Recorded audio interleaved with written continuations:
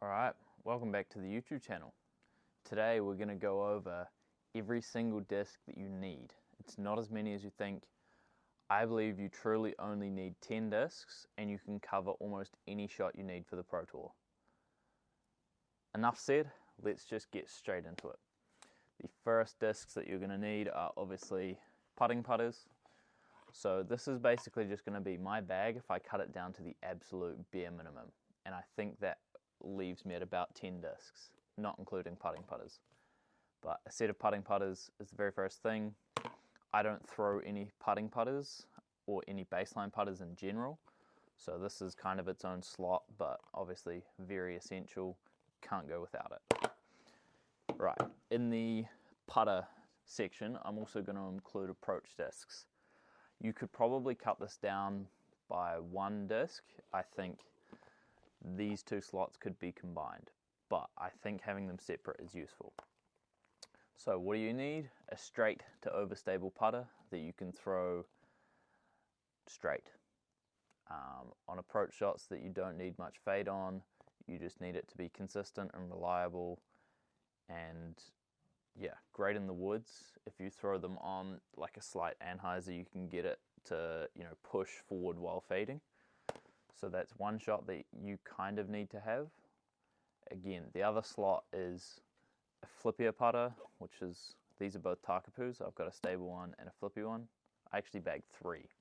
But, with these two, you've also then got like a more extreme turnover covered. Although, the reason I say this can be condensed into 2, from 2 to 1, is if you can throw a forehand really well, then you kind of don't need 2 putters. But I probably would rather break this down into 2 different slots, because for me they do 2 different things.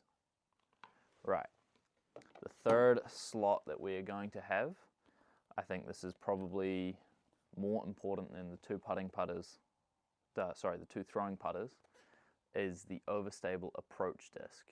So I have a Kia here. This is a retooled one, very overstable, very flat. And this is basically just wide open up shots, forehand shots in general, but especially like touchy way up shots from 100, 150 feet. This is a very important slot. You'll notice on tour at the moment, everyone has this in the bag. And it's a good disc. It's a good slot to have. I think it's essential. Great in the wind, especially if it's as overstable as this Kia. Right. The next slots we have are mid-ranges. Again, I only have 3, and I'm going to go overstable to understable. So this is my Kortaku, and this one is pretty new, pretty stable. Basically, this is, you're trying to get a similar flight to the approach disc, but another 50 feet on it. Or it'll hold up in the wind better than your straighter ones, or flex lines, anything like that. So I definitely think a stable mid is essential.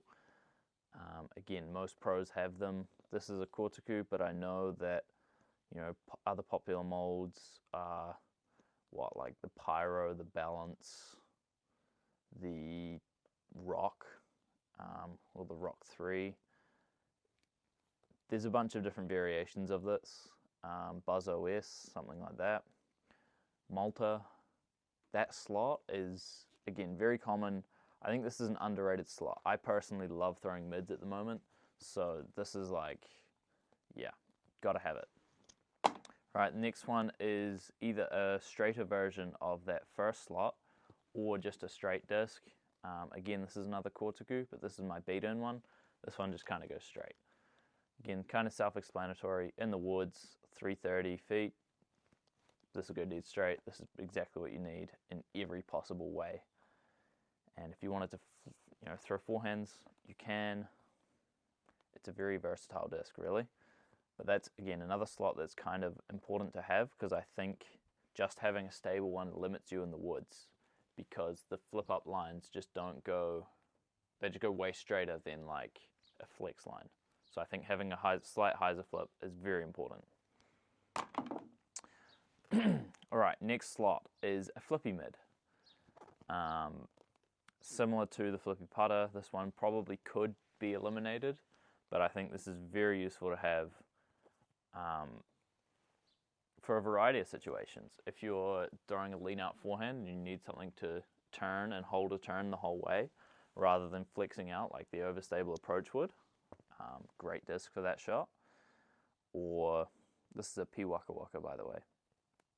If you need, any sort of flip up to late turn, or maybe, for me anyways, my mids go about as far as what my forehand does, but sometimes you need a straighter finish on that left to right moving shot, and the turnover just does that so much better. So if there's OB right at the pin or something like that, where you kind of need the shot to push straight at the end, you kind of want to have a flippy mid in the bag. Alright. Next up, I think fairway drivers are kind of overrated. So for today, I'm actually only going to include 2.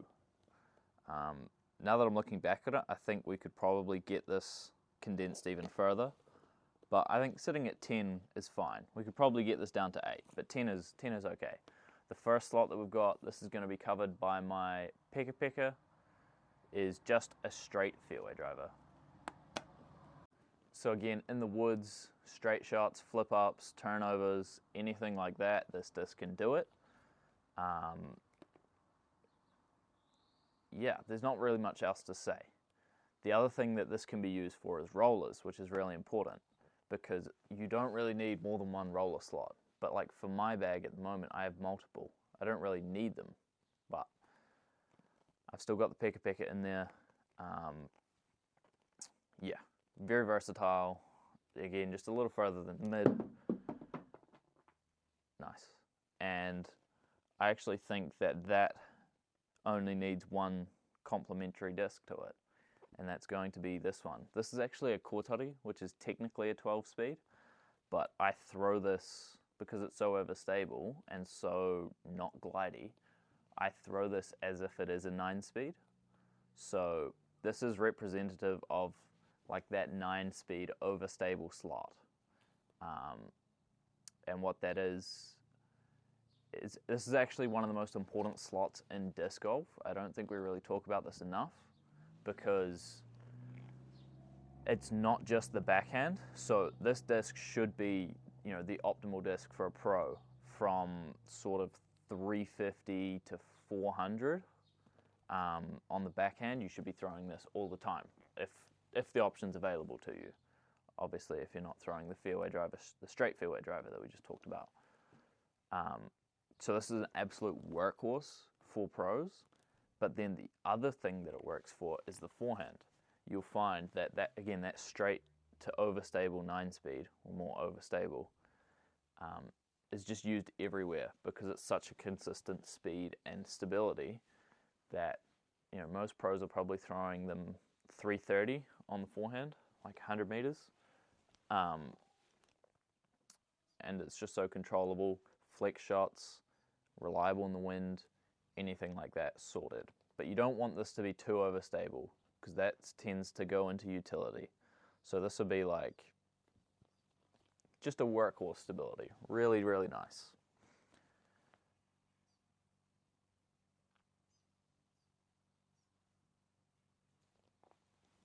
Right. Now onto the big boys, the big boomers. Again, I think on paper, this bag works. But if we were to go play in a super windy tournament, you'd want to expand this a little bit with some utility discs. But we're not going to do that for now. So I think in absolute ideal conditions, I only need 2 distance drivers. So this one is going to be probably the more important of the 2.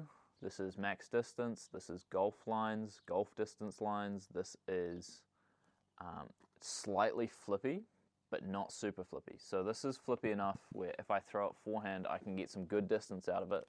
This will probably be my max distance forehand disc, or max distance for like a golf hyzer on the forehand. But it also, I can throw it on a backhand and have it flip up a little bit. So this will be really good for anything past 450. If I really need to smack a disc and get a little bit of flip to get it to the basket, it's going to be this one. Again, big distance lines, controlled distance lines, anything. That is the stability that we're looking for. Heaps of glide. And I prefer all my distance drivers domey, so that's going to be a requirement as well. And the last one is going to be our Overstable boy. So this is, if that 9-speed Overstable disc is the workhorse, in that 400-foot range, this is 400 to 450. This is throw it hard and flat, maybe even a tiny bit of flex, and just let it do its thing every time. Consistent, overstable, never really varying, and never really changing. If you've got a really high arm speed, this slot gets really, really hard to fill. Headwinds, anything like that. This disc starts to fill in the wind for the 9-speed Overstable. So yeah, again, forehand, backhand. And yeah, that's about it. But this is like, if you were to give me a bag of these discs, I could go out on tour and shoot 99% the same score every week. I might lose one stroke every 4 rounds, Beyond this, the only slots I have to add back in are backups and utility discs. So, for example, I have a really flippy distance driver in my bag, but it doesn't really ever come out because it's only for just the absolute max distance, super high, super turning line. But I don't ever throw that in tournament, so it's not useful. And all of this is assuming that you throw the same discs forehand and backhand. But yeah, I think if I were to build a bag, I would structure it exactly like this. Find the discs that do exactly these slots for you, and then really just capitalize on those. Yeah. Again, if you learn all these discs that I talked about and learn the shots that I assign to each one of them, I think you'll have a completely well-rounded game.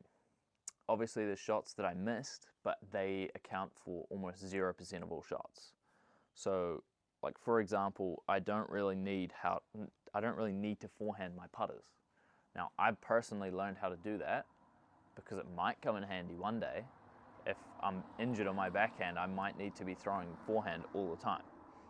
But realistically, all the shots I talked about, that's all the shots you'll ever see thrown on tour. So this is the absolute min-maxed bag. What's this? 10 discs. And that's all you need.